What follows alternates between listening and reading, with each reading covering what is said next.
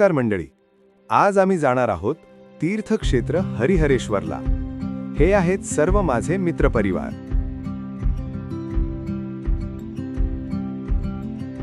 आज मी तुम्हाला घेऊन आलोय दक्षिण काशी म्हणून ओळखल्या जाणाऱ्या हरिहरेश्वर मंदिरात.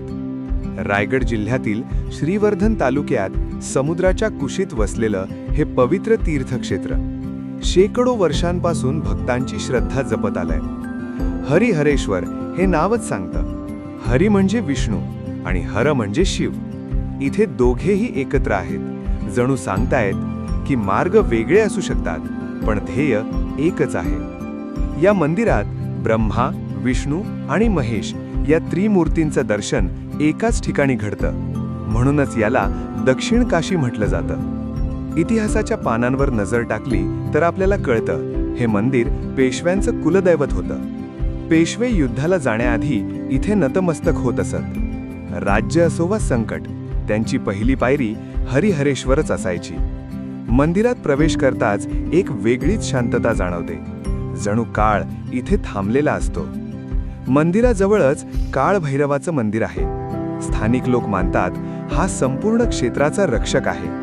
आजही कोणतंही शुभ कार्य काळ भैरवाच्या दर्शनाशिवाय सुरू केलं जात नाही. पण हरिहरेश्वरचा खरा अनुभव घ्यायचा असेल तर तुम्हाला करावी लागेल ती पवित्र प्रदक्षिणा. ही प्रदक्षिणा साधी नाही.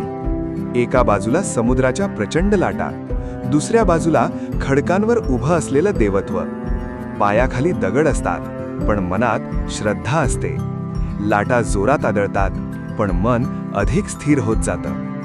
असं वाटतं की समुद्र आपल्याला विचारतोय, काय हवंय तुला? आणि आपलं मन उत्तर देतं, फक्त शांतता. ही प्रदक्षिणा शरीरासाठी कठीण असेल पण मनासाठी ती औषध आहे.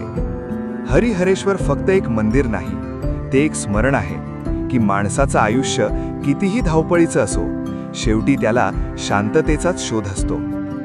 जर आयुष्यात कधी दिशा हरवल्यासारखं वाटलं तर हरिहरेश्वरला या. कदाचित उत्तर मिळणार नाही पण मन हलकं नक्की होईल. कोकणाच्या मातीमध्ये आणि समुद्राच्या लाटांमध्ये आजही देव वास करतो. हर हर महादेव. विठ्ठल विठ्ठल.